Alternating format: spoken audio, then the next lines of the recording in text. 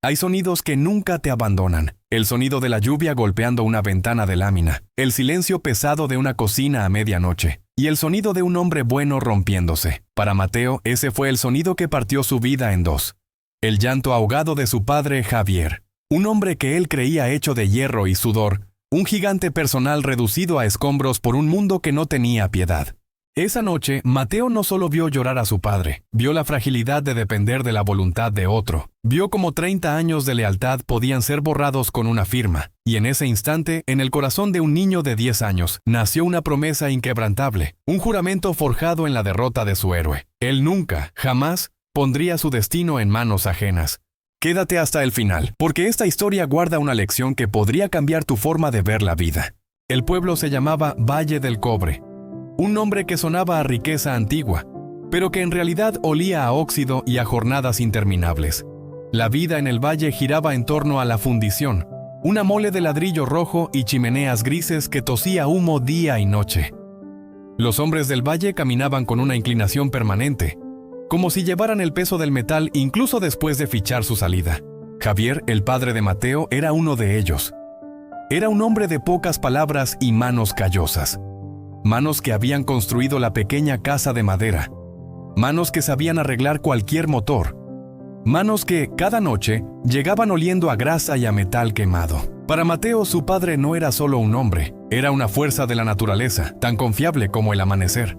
Pero la fundición no era una madre generosa, era una patrona caprichosa. Y esa noche, la noche de la lluvia torrencial, la patrona había decidido cerrar el sector 3. Mateo estaba despierto, fingiendo dormir, esperando el sonido familiar de las botas de su padre en el porche. Pero el sonido fue diferente. No hubo el portazo habitual, ni el suspiro cansado frente al fregadero. Hubo un silencio largo, húmedo. Se levantó de la cama, con los pies descalzos tocando el suelo frío de cemento pulido. La casa estaba oscura, excepto por la luz amarillenta de la cocina. Se asomó por el marco de la puerta. Javier estaba sentado en la pequeña mesa de madera, de espaldas a él. Su chaqueta de trabajo, empapada, creaba un charco oscuro a sus pies. No se movía. Mateo iba a hablar, a preguntar por la cena, pero entonces lo vio. Los hombros de su padre, anchos como un muro, temblaban.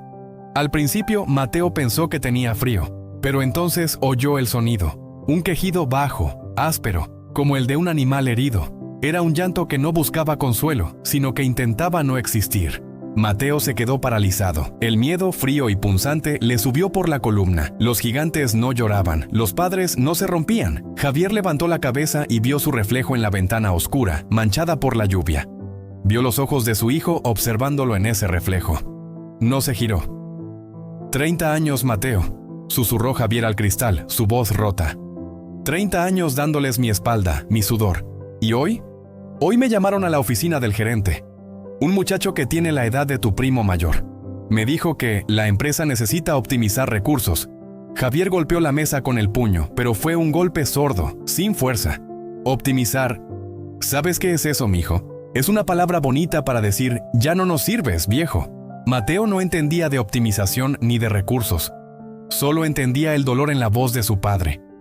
Vio la carta arrugada sobre la mesa. Vio la caja de cartón junto a la puerta, con sus herramientas y una foto descolorida de la familia.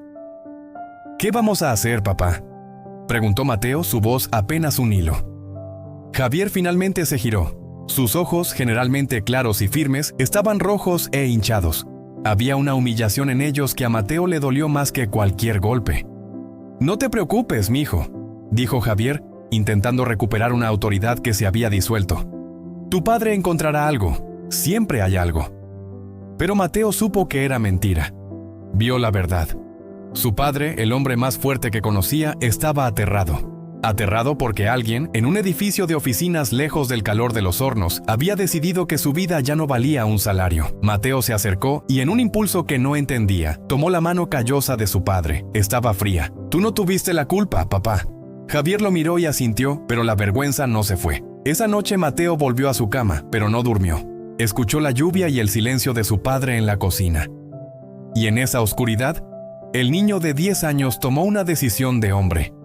Se juró a sí mismo, con la furia silenciosa de un testigo, que él jamás estaría en esa silla. Él jamás permitiría que un muchacho en una oficina tuviera el poder de romperlo.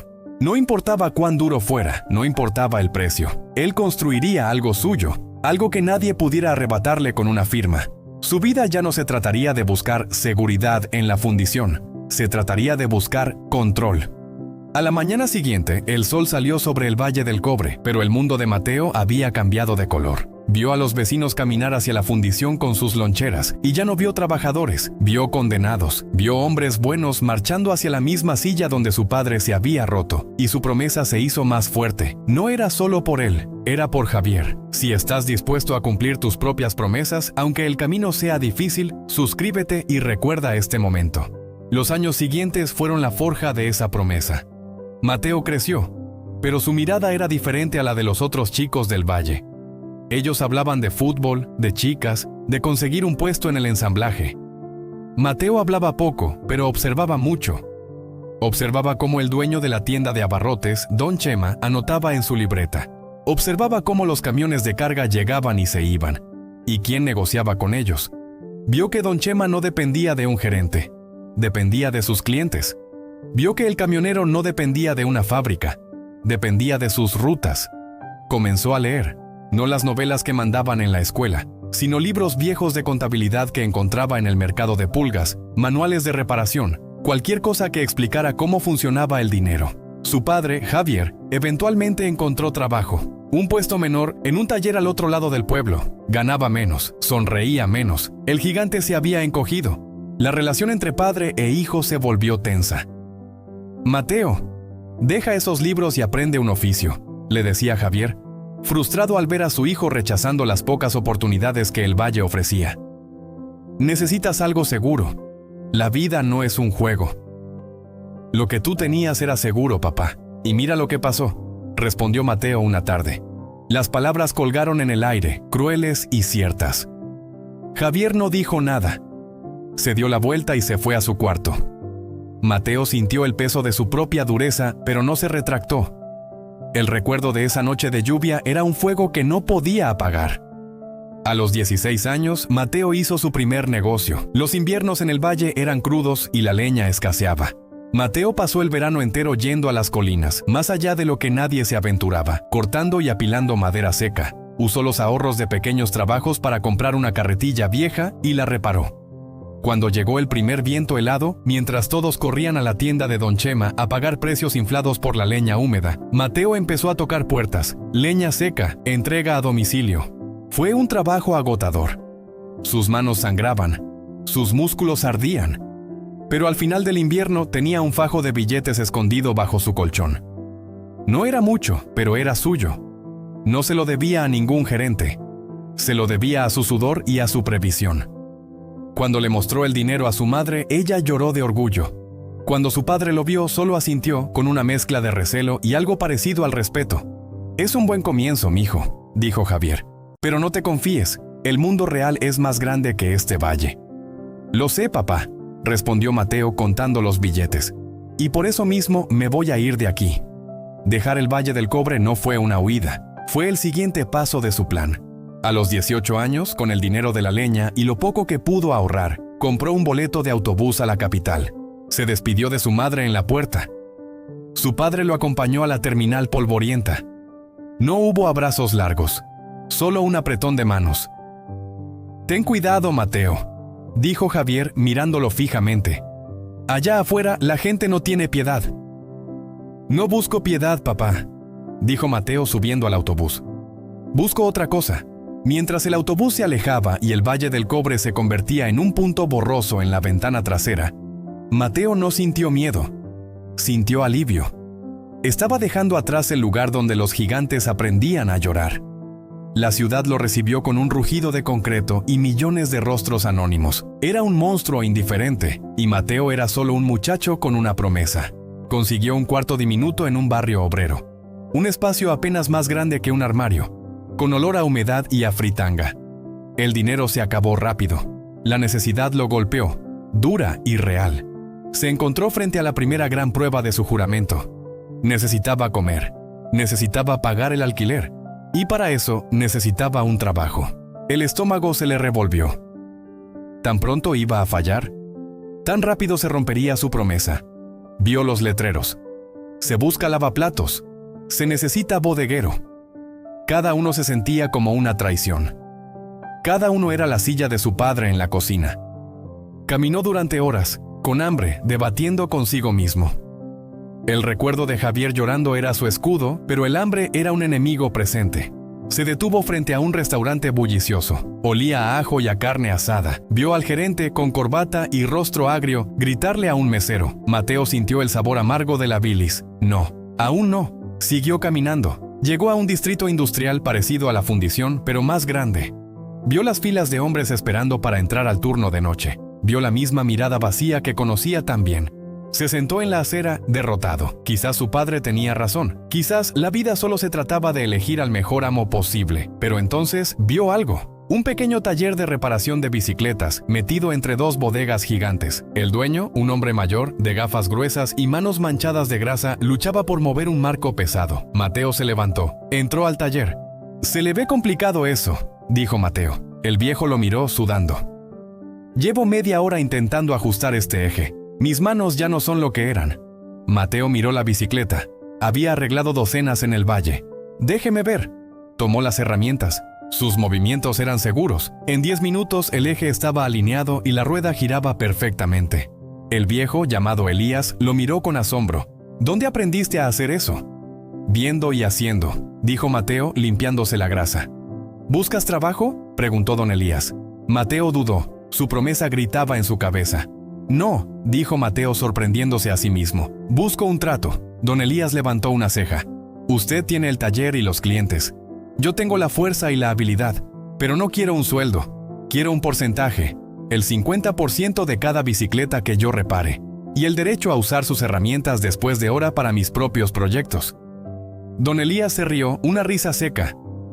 «Eres valiente, muchacho, o muy tonto. ¿50%? ¿Y usar mis herramientas? ¿Por qué haría yo eso?» «Porque usted solo no puede con este taller», dijo Mateo señalando las bicicletas acumuladas en la esquina. «Está perdiendo clientes. Conmigo reparamos el doble. El 50% de algo es mejor que el 100% de nada». El viejo lo estudió. Vio la determinación en sus ojos. Vio que no era arrogancia, era necesidad. «50 es mucho», gruñó Elías. «30.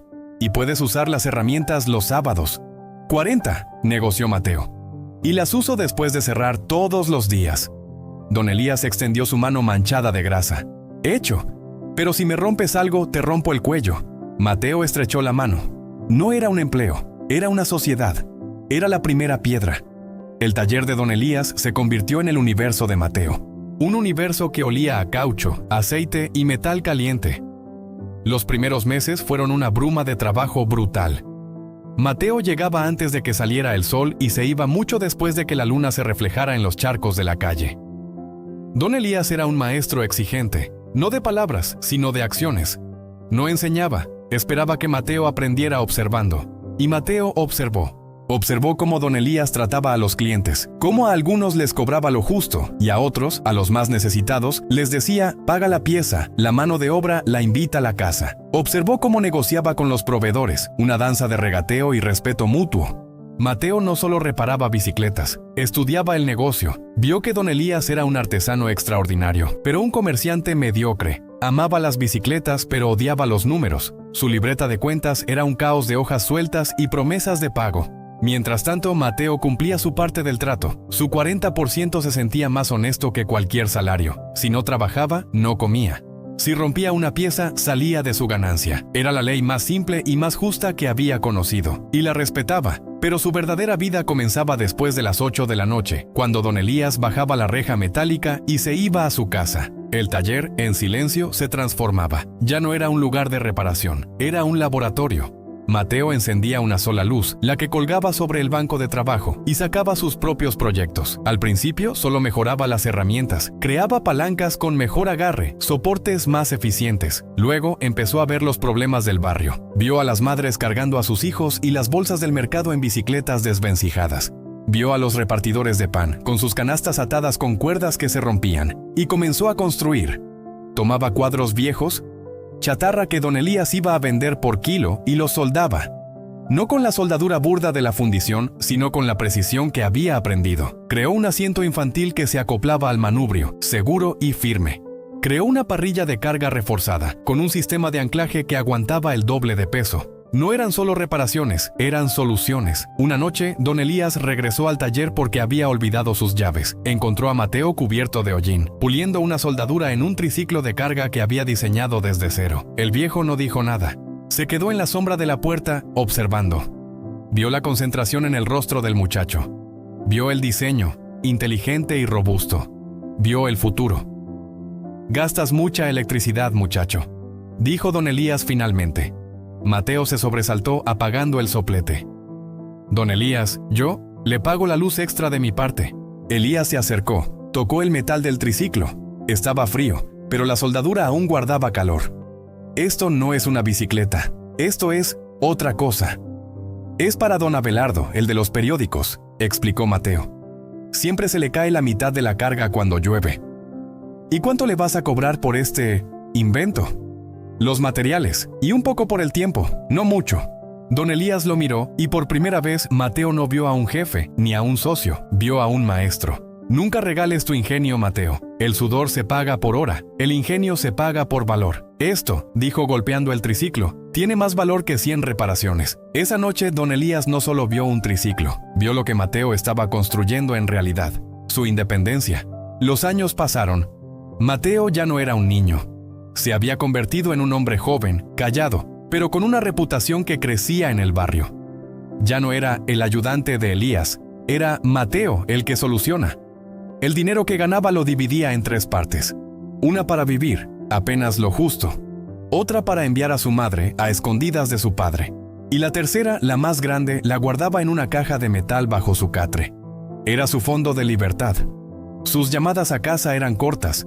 Su madre le contaba los chismes del valle. Su padre, cuando tomaba el teléfono, seguía con la misma pregunta. «¿Sigues con las bicicletas, Mateo? Ya tienes 22 años. Deberías buscar algo con seguro, con prestaciones, algo real». «Estoy bien, papá. Ahorro dinero». «Ahorrar no es ganar, mijo. Un hombre necesita un patrón que responda por él». «Yo respondo por mí», contestaba Mateo. Y la línea se llenaba del silencio frío que había nacido aquella noche de lluvia. Colgaba el teléfono no con rabia, sino con una tristeza profunda. Se daba cuenta de que su padre no estaba preocupado por su futuro. Estaba asustado de que Mateo tuviera éxito donde él había fracasado. Porque si Mateo demostraba que se podía vivir sin amo, ¿qué decía eso de los 30 años que Javier había entregado a la fundición? La ciudad cambió.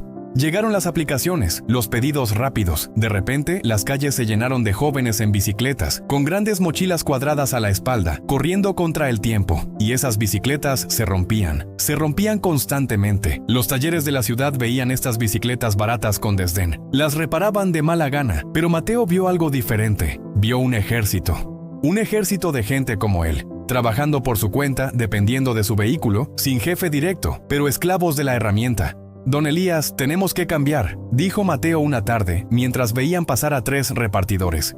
«¿Cambiar qué?» «Más trabajo para nosotros. Esas bicicletas chinas son basura, se rompen con mirarlas», dijo Elías limpiando una cadena. «Exacto, se rompen. Y cada minuto que están aquí, esos muchachos no ganan dinero. No podemos solo repararlas, tenemos que mejorarlas». Mateo tomó su caja de ahorros, la que había llenado durante 5 años. La puso sobre el mostrador. «Quiero comprarle una parte del taller, don Elías. No como socio, sino para invertir. Quiero crear una línea de modificaciones, reforzar estas bicicletas para que aguanten la ciudad». Don Elías miró la caja llena de billetes. Era más dinero del que había visto en mucho tiempo. Suspiró. «Mateo, yo estoy viejo para esto. ¿Modificaciones? ¿Líneas de producción? Eso suena a fábrica. Yo soy un artesano». «Pero el mundo ya no es artesanal, don Elías. No quiero deudas, Mateo. No quiero préstamos. Esto», dijo señalando el taller, «nos da de comer. ¿Para qué arriesgarlo?» Y en esa frase, Mateo escuchó el eco de su padre. Escuchó el miedo a perder lo poco, el miedo que paraliza. Vio el techo de su crecimiento. Amaba al viejo Elías. Le debía su comienzo. Pero su promesa era más grande. «Usted no arriesgará nada, don Elías», dijo Mateo tomando una decisión. «Pero yo tampoco puedo quedarme quieto. Esa noche, Mateo no trabajó en sus proyectos. Se quedó sentado en la oscuridad del taller, oliendo el caucho por última vez. Entendió que su tiempo allí había terminado. Había aprendido todo lo que podía. El pez había crecido más que la pecera. Al día siguiente, le hizo a don Elías una propuesta diferente. No compraré su taller. Le alquilaré la esquina del fondo. Ese rincón muerto. Mateo señaló el área donde se apilaba la chatarra. Pagaré renta.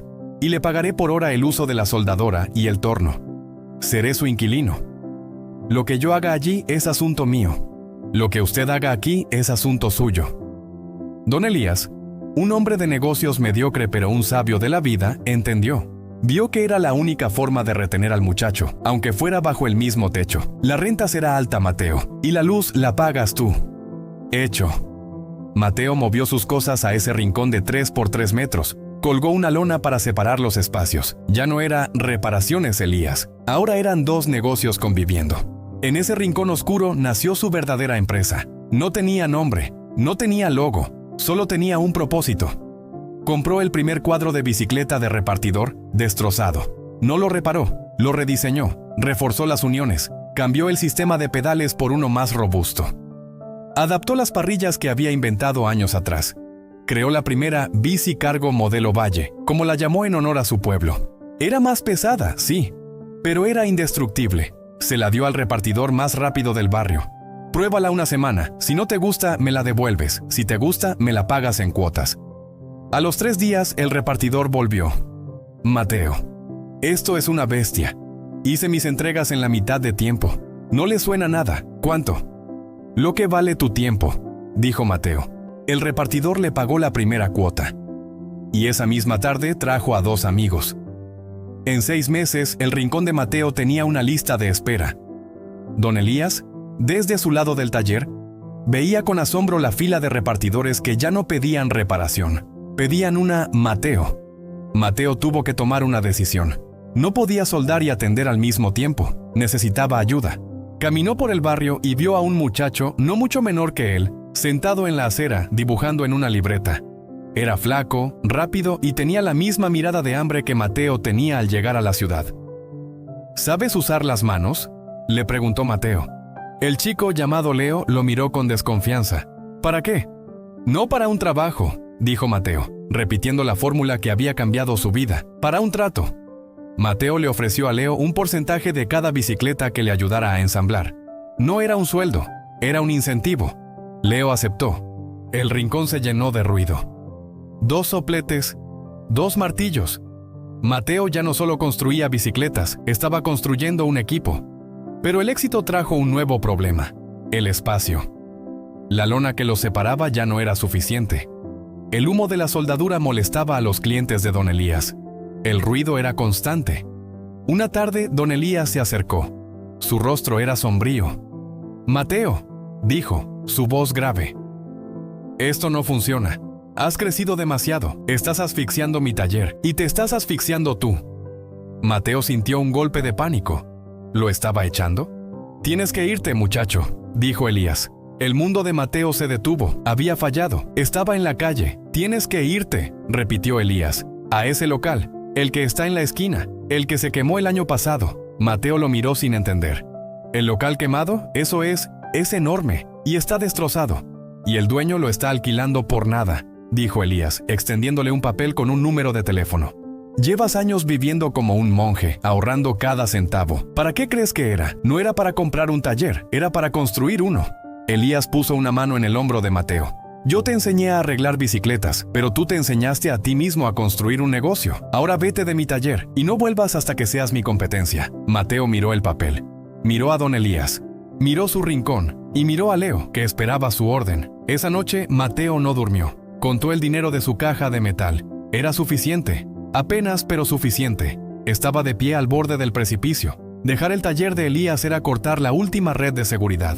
Alquilar ese local quemado era apostar todo lo que tenía, cada hora de sudor, cada noche de insomnio, a una sola idea, que sus bici cargo eran el futuro. Era el momento que había nacido en la cocina de su infancia. El momento de poner a prueba su promesa. A la mañana siguiente, con el hollín aún en las paredes y el olor a quemado en el aire, Mateo firmó el contrato de alquiler. No era un empleado, no era un socio, no era un inquilino en un rincón. Era el dueño de un desastre, y era el hombre más libre de la ciudad. El local quemado era una caverna de hollín y silencio. El techo, ennegrecido, dejaba ver el cielo por algunas grietas. El suelo era un mosaico de escombros y cenizas mojadas. Olía a final, no a comienzo. Leo, el joven ayudante de Mateo, se quedó en la puerta. «Jefe, esto es un cementerio». Mateo dio un paso adentro. Las cenizas crujieron bajo sus botas. Miró el espacio vasto, oscuro y muerto. Vio las paredes desnudas, la estructura de vigas de acero retorcidas por el fuego. Y por primera vez desde que salió del Valle del Cobre, sintió el vértigo helado del verdadero miedo. No era el miedo a no comer. Era el miedo a haber apostado el alma y perderla. Se acordó de su padre, sentado en la cocina, roto. Y se dijo a sí mismo, aún no estoy en esa silla. Se giró hacia Leo. No es un cementerio, es tierra fértil, pero hay que limpiarla. Trae las palas. Los siguientes 2 meses no fueron de negocios, fueron de castigo. Mateo y Leo y 2 chicos más del barrio que Mateo contrató pagándoles de su caja de metal no fueron mecánicos, fueron demoledores y albañiles. Pala tras pala sacaron toneladas de escombros. Con cepillos de alambre rascaron el hollín de las paredes, una capa negra y pegajosa que parecía la piel vieja del fracaso. Sus manos, acostumbradas a la grasa, ahora estaban agrietadas por la cal y el cemento. Mientras limpiaban, Mateo planeaba. Dibujaba en el suelo polvoriento con un trozo de carbón. Aquí la zona de soldadura, allá el almacén de piezas y aquí, dijo señalando el frente, un mostrador, pero sin vidrio, no quiero barreras. Pintaron las paredes de un blanco brillante, tan blanco que dolía mirarlo. Instalaron luces industriales que ahuyentaron las últimas sombras. El local quemado empezó a respirar de nuevo. Trajeron las máquinas del rincón de Don Elías, que ahora parecían juguetes en la inmensidad del nuevo taller. Lo llamaron Motores del Valle. No era un nombre elegante, pero era un recordatorio. Y entonces abrieron las puertas. El silencio fue ensordecedor. Los repartidores, sus antiguos clientes, pasaban por la esquina y miraban con curiosidad, pero no entraban. El nuevo taller era grande, limpio, intimidante. Parecía caro. Siguieron yendo a los talleres pequeños, a los lugares familiares. La caja de metal de Mateo, que había parecido tan llena, ahora se vaciaba con la velocidad de una hemorragia. Pagaba el alquiler, pagaba la luz, pagaba a sus 3 empleados que ahora se sentaban a limpiar herramientas ya limpias. El miedo volvió, esta vez más frío. Mateo ahora era un patrón. Tenía gente que dependía de él. Si fallaba, no solo se fallaba a sí mismo. Crearía la misma escena que lo había atormentado toda su vida. Se imaginó a Leo sentado en una cocina oscura, llorando. La idea lo enfermó. «Jefe, no viene nadie», dijo Leo una tarde, rompiendo el silencio. Quizás deberíamos hacer volantes, bajar los precios». Mateo negó con la cabeza. «Si bajamos los precios, competimos con la basura, y no construimos esto para vender basura». Se puso de pie. Salió a la calle. Vio a un repartidor esperando el semáforo en una bicicleta que traqueteaba. Mateo se acercó. «Se te va a romper la cadena en 2 días», le dijo Mateo. El repartidor lo miró mal. «¿Y tú qué sabes?» «Sé que esa tensión es por un piñón desgastado. Ven, te lo arreglo». «No tengo tiempo, estoy en turno». «Te lo arreglo en 10 minutos. Si me tardo más, es gratis». El repartidor dudó, pero el sonido de su propia bicicleta lo convenció. Entró al taller. Mateo no solo cambió el piñón, ajustó los frenos y lubricó el eje. En 8 minutos, la bicicleta estaba lista. «¿Cuánto te debo?», preguntó el repartidor, asombrado por la velocidad. «Nada», dijo Mateo pasándole un trapo. «Solo dile a tus compañeros que ya no estamos en el rincón de Elías, que estamos aquí y que somos más rápidos». El repartidor se fue. Al día siguiente vinieron 3. Motores del Valle no se construyó con publicidad, se construyó con velocidad. Mateo entendió lo que nadie más veía. El único activo de un repartidor era el tiempo. Pero justo cuando el taller empezaba a tomar ritmo, apareció un nuevo enemigo. No era el hambre ni el alquiler, era el éxito. Las grandes marcas de bicicletas, las mismas que fabricaban la basura china, vieron el negocio y lanzaron sus propias bici cargo. Eran copias baratas de los diseños de Mateo, fabricadas en serie a un precio que él no podía igualar. En un mes, el flujo de clientes nuevos se detuvo. Los repartidores preferían comprarlo nuevo y barato, aunque se rompiera en 6 meses. El taller de Mateo volvió al silencio. Fue entonces cuando recibió la llamada. Era su madre. Mateo, tu padre, no está bien, no es físico, está apagado. El taller donde trabajaba cerró. Otra vez, está sentado en la cocina, mijo. No habla, solo mira la pared. Tienes que venir. El corazón de Mateo se congeló. La historia se repetía. No puedo, mamá. Estoy hasta el cuello. Mateo, por favor. Él no te lo va a pedir, pero te necesita. Mateo colgó. Miró su taller vacío. Miró a sus empleados que fingían estar ocupados. El peso del mundo cayó sobre él. Estaba fallando. Estaba perdiendo contra las fábricas. Y su padre se estaba rompiendo de nuevo y él no estaba allí. Compró un boleto de autobús. Y por primera vez, regresó al Valle del Cobre. El valle estaba igual. Más gris quizás. Más cansado. La fundición seguía tosiendo humo. Entró a la casa de su infancia. El olor a humedad y a café recalentado lo golpeó. Y allí estaba, Javier, sentado en la misma silla, en la misma cocina, de espaldas a la puerta. Pero esta vez no lloraba. Solo miraba la pared. Estaba más delgado. Sus manos, antes callosas, estaban suaves. Estaba quieto. Era la quietud de la rendición absoluta. «Papá», dijo Mateo. Javier se giró lentamente. Lo miró como si fuera un extraño. Luego, una chispa de reconocimiento. «Mateo, ¿qué haces aquí? ¿Te despidieron?» La pregunta dolió. Era lo único que su padre podía concebir. «No, papá, no me han despedido». Mateo se sentó frente a él en la misma mesa. Mamá dijo que el taller cerró. Javier se encogió de hombros. Las cosas cierran, así es la vida. Llega un muchacho con una máquina nueva y ya no sirves. Su voz era un susurro seco. «Papá, quiero que vengas conmigo a la ciudad». Javier rió, una risa sin alegría. «¿A qué? ¿A ser tu ayudante? ¿A arreglar bicicletas?» «A ver lo que construí», dijo Mateo firme. «He visto lo que construyes, Mateo. Lo vi en tus manos la última vez. Grasa.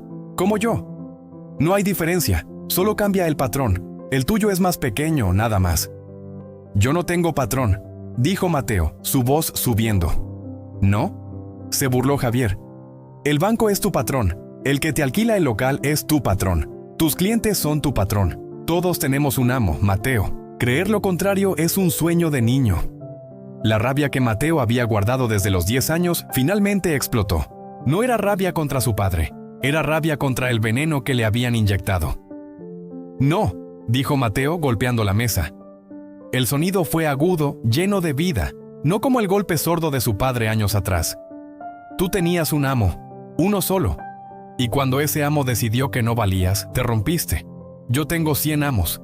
Si un cliente se va, vienen 99. Mi destino no está en la firma de un gerente, está en mis manos». Javier lo miró impactado por la fuerza de su hijo. «Ven conmigo, una semana», rogó Mateo, su tono suavizándose. «Si después de una semana sigues pensando que es lo mismo, te dejaré en paz». El viaje de regreso a la ciudad fue silencioso. Javier miraba por la ventana, viendo un mundo que ya no entendía. Cuando llegaron a la esquina de Motores del Valle, Javier se detuvo. Vio el local, vio el tamaño, vio el letrero, su rostro palideció. «Dios mío, Mateo», susurró. Esto es una locura. ¿Cuánto debes?» «Suficiente», dijo Mateo abriendo la puerta. El taller estaba vacío. Leo y los otros estaban en la parte de atrás, comiendo en silencio. La competencia de las grandes marcas los estaba matando. Javier recorrió el lugar. Tocó las máquinas. Vio la impecable organización. Vio las bicicletas a medio hacer. «Es impresionante», admitió. «Pero está vacío, mijo». «Lo sé», dijo Mateo. Esa noche padre e hijo se quedaron en el taller. Mateo no podía dormir. Se sentó en su escritorio mirando las facturas. Estaba al borde del abismo. Javier se sentó en un banco observándolo. Vio a su hijo bajo la luz de un solo foco, con la cabeza entre las manos. Vio la tensión en sus hombros. Vio la misma desesperación que él había sentido. Javier se acercó. Puso su mano, ahora suave, sobre el hombro de Mateo. «Estás en la silla, ¿verdad?», dijo Javier en voz baja. «Es la misma silla en la que yo estaba». Mateo levantó la cabeza. Sus ojos estaban rojos. «Sí», Es la misma silla, es el mismo miedo. Te dije que pasaría, dijo Javier sin triunfo, solo con una tristeza infinita. No hay escape. Mateo lo miró, y en ese momento, en la hora más oscura, la respuesta que había buscado toda su vida se hizo clara. Te equivocas, papá, dijo Mateo secándose el rostro. Es la misma silla, es el mismo miedo, pero hay una diferencia. ¿Cuál?, preguntó Javier. Que esta silla es mía, dijo Mateo poniéndose de pie. Y si me caigo de ella, yo decido si me vuelvo a levantar. Nadie me tiene que dar permiso. La revelación lo golpeó como un rayo. Estaba compitiendo en el juego equivocado. Estaba tratando de vender cosas igual que las fábricas, pero él no vendía cosas, él vendía confianza. Papá, ¿recuerdas lo que me dijo don Elías? El ingenio se paga por valor. No entiendo, mijo. Dejaré de vender bicicletas. Javier lo miró como si estuviera loco. Desde mañana, dijo Mateo, su voz llenándose de una nueva energía. No vendemos, alquilamos. Javier frunció el ceño. Las fábricas venden una bicicleta barata que se rompe, y cuando se rompe, el repartidor no trabaja. Yo no les alquilaré una bicicleta, les alquilaré tiempo de trabajo. Pagarán una cuota semanal. Y si algo se rompe, vienen aquí, dejan la bicicleta rota y se llevan una nueva en 5 minutos. Sin costo, sin preguntas. Javier procesó la idea. Vio la fila de bicicletas que tenían en el almacén. Pero, perderás dinero en reparaciones. Ganaré en lealtad, dijo Mateo. Dejaré de ser un vendedor, me convertiré en su socio. Seré su seguro de vida, el seguro que tú nunca tuviste. Al día siguiente, Mateo pintó un letrero nuevo. No compres, afíliate. Tu bici nunca falla. El primer repartidor que entró, el mismo al que le había arreglado la cadena gratis, leyó el letrero. Mateo se lo explicó. El hombre era escéptico. ¿Así de fácil? ¿Se rompe y me das otra? En 5 minutos, garantizó Mateo. El hombre firmó. Una semana después, la rueda de ese hombre se pinchó. Volvió furioso, esperando la trampa. Mateo lo saludó, tomó la bicicleta rota y le pasó una recién afinada. Vuelve al trabajo, le dijo. El repartidor salió del taller en menos de 3 minutos, aturdido. Esa tarde volvieron 20 repartidores. Al final del mes, Motores del Valle tenía 200 afiliados. Las fábricas chinas podían venderles bicicletas, pero no podían venderles la garantía de Mateo. Javier observó todo desde un rincón. Vio el flujo constante de dinero. Vio la lealtad feroz en los ojos de los clientes.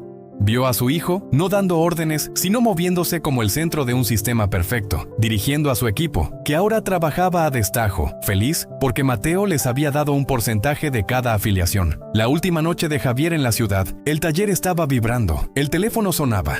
Los repartidores entraban y salían, saludando a Mateo por su nombre. Javier se acercó a su hijo. Estuve pensando, dijo, su voz áspera. Tu sistema de afiliación es bueno, pero el punto débil es el tiempo de reparación.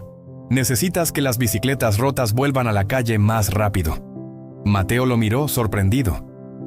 Conozco esos metales, continuó Javier tocando un cuadro dañado. Estás calentando demasiado la soldadura, los estás volviendo quebradizos. Si usas un refuerzo de esta manera.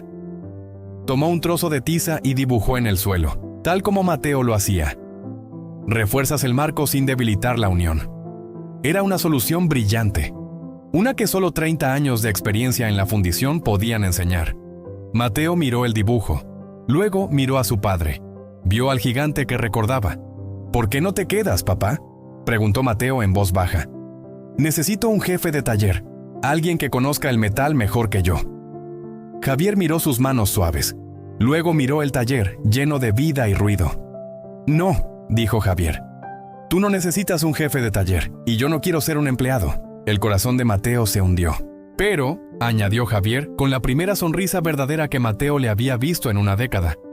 Podríamos ser socios. Yo me encargo de la reparación. Tú te encargas del mundo. Mateo sintió que el peso de 10 años se le quitaba de los hombros. No estrechó la mano de su padre, lo abrazó, y sintió como la espalda de su padre por primera vez se sentía recta y fuerte contra la suya. La historia de Mateo no es la historia de un hombre que se hizo rico, es la historia de un hombre que decidió qué precio estaba dispuesto a pagar por su libertad. El mundo siempre tendrá fundiciones, siempre habrá gerentes que firmen cartas y rompan vidas. Siempre habrá sillas en cocinas oscuras donde el miedo nos espera. Pero, como descubrió Mateo, el miedo no es el enemigo es la dependencia. Él aprendió que la verdadera seguridad no viene de un contrato o de un patrón, viene de construir algo propio, aunque sea desde las cenizas. Viene de entender que el fracaso no es el final, sino parte del proceso. Y entendió la lección más grande de todas, una que su padre tuvo que aprender a través de él. No puedes controlar lo que el mundo te hace, no puedes evitar la lluvia, pero siempre puedes decidir quién es el dueño de tu silla. Y siempre, siempre, puedes elegir volver a levantarte.